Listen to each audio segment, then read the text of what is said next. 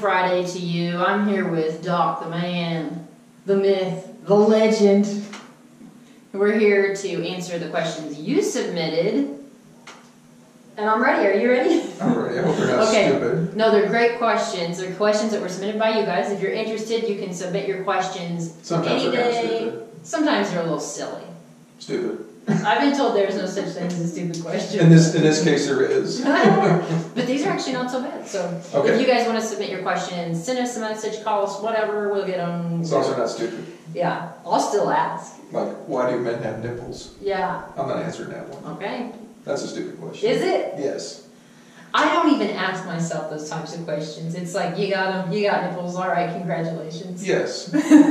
So, I don't worry about those types of things. What's the first question? Your first question, sir, is this. This was submitted by a patient of yours. Should you be checking your scalp, so inside your hair, for ticks? We all check our bodies, but should you be checking your scalp?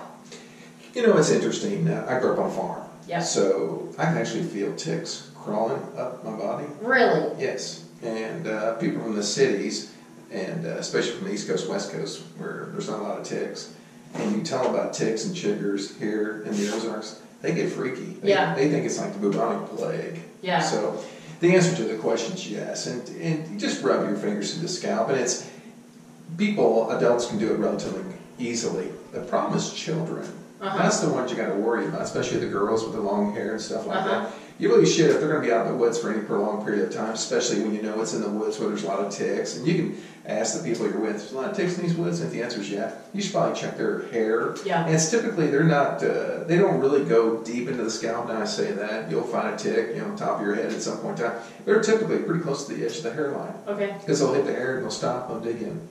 Why is that, I wonder? They just run into obstacles and they're like, this is a good spot. Yeah, screw it, let's just dig in right here. Yeah. I like ticks, so ticks are a little bit lazy. They're like, they are kind of lazy. I'm like, this is too much movement, let's just do it right here. Alright. Yeah, so typically back of the hairline, around the base of the head and stuff like that. But you can scan through it real quick and you'll see them. Okay. So, but if you feel a bump in your scalp, that's like, washing your hair in the morning, scrubbing it. It's like, I feel something that's out there. Yeah. Have it looked at. Might be a tick. Just claw it out. I'm just kidding. No, I'm just kidding.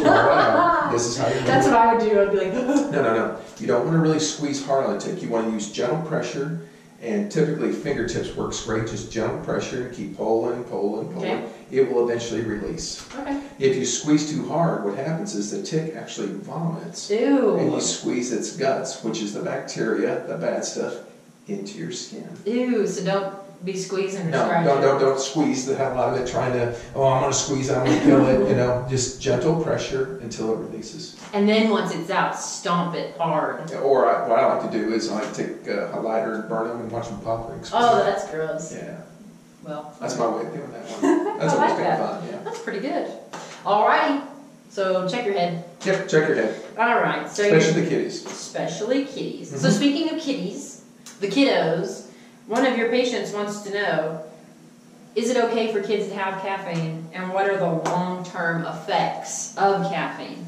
Because apparently, this lady, her mom, so her child, gets coffee from her mom. So basically, grandma gives the kid coffee, and she's like, doesn't like it. It really depends. Typically coffee has roughly 200 milligrams of caffeine in it. A good cup of coffee. Starbucks will have about 400. Espresso about 600. So I don't think there's really that long-term side effects with caffeine in children. We give them soda pop and all these other caffeinated beverages.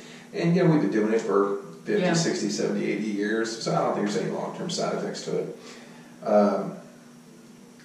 You got to watch children, addicted personalities, so let's don't get them started on coffee too much where they're drinking 3 pots of coffee a day. Yeah. So short of that, no. I mean, my granddaughter, Landry, she loves Papa's coffee. Yeah. But now, she doesn't drink the whole cup, but she'll take 3 or 4 sips. And she's 2 years old, so. That's funny. Yeah, I'm okay with that. They say she likes Mimi's coffee, too. Of course she does. Yeah. That kid I think she likes anybody's coffee. She likes anything that seems like food or drink. I would agree with that. She's got an addiction to food. She does. She goes, the whole time she eats. She does do that. She's like, Yeah, she's pretty cool. But no, I don't think there's really that much of a problem. A couple of sips of coffee. I mean, don't sit there and give your grandchild, your child, 4 or 5 cups of coffee. That's a little bit ridiculous. Here's a Bubba cake full of coffee. Go have fun. No, let's don't do that. They say kids with ADHD, so like me, for example, they say coffee actually has a little bit of an interesting effect in a different way. Causes you to focus. Yeah. Become more alert. Yeah. So. And in adults, coffee would rev us up. In children, sedates them. Yeah. Yeah. And to me, at this point, it's like it has no effect, but I'm just addicted. So. Yes, you are. Okay, you want your last question? Yes.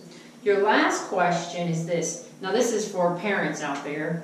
Why do some kids get lice, or some kids seem a little more prone to lice? Well, I think a lot of it has to do with hygiene in children. If they get exposed to lice, and you give a bath at nighttime when you come from the Head Start or kindergarten or whatever, they're pretty resilient to it. If they have short hair, they're a lot more resilient to not getting lice. Typically, you see it in girls with long hair. And when you see the nits, they're typically on the hair shaft, or about 1 centimeter or 2 away, which means they've actually been there for a week. Ew. Yeah. So, but good shampoo at night, and a lot of moms are like, I don't want to wash the kids' hair, but every other day. That's fine. See, I heard lice like a really clean head. No. Really? No, it's a mite, and we have mites on our skin right now. You're on your skin. The only time you don't have mites is actually at the time of your birth. Other than that, you're infested with mites. Covered in mites. It's disgusting. You are. You're covered in mites right now. You probably have 1 billion on your skin. Wow. Lice. Too bad they're not dollars. Yeah. Well, if I had as many dollars as I had mites. Okay. But head lice is actually just a bigger mite. It's an infestation. Yikes. And simple things. You can comb the nits out, and there's plenty of over-the-counter remedies for it. Sheets, pillowcases have to be washed in hot water. You don't necessarily have to put bleach in it, just hot water. Put them in a dryer. Hot heat kills everything. Okay. All right. But I don't think children are more resilient to them if you had a child in the room with a bunch of head lice and they were in there long enough, every one of them would have it. Yeah. So, interesting enough, adults don't get it very much. Yeah. Yeah, because we're more conscious about it. Yeah. But it's pretty much a painless infestation, so children don't even know they have them. Yeah. I had lice once. I traumatized my mom. She was ripping down drapes. I'm sure she was. It was like a freaking cleaning up a murder scene or something. She was just rampaging all over the house cleaning. I could see that. It was crazy. Yes. I was like, what have I done? So you didn't do anything. I know, but I was like, oh, that was scary. Yeah. Yeah. I bet that was freaky. Yeah. I thought I was like, oh. So, all right. End of the questions. That's all of the questions for today. Have a good Friday. Yeah. You guys have a good one. We will see you on Monday for Mythbuster Monday.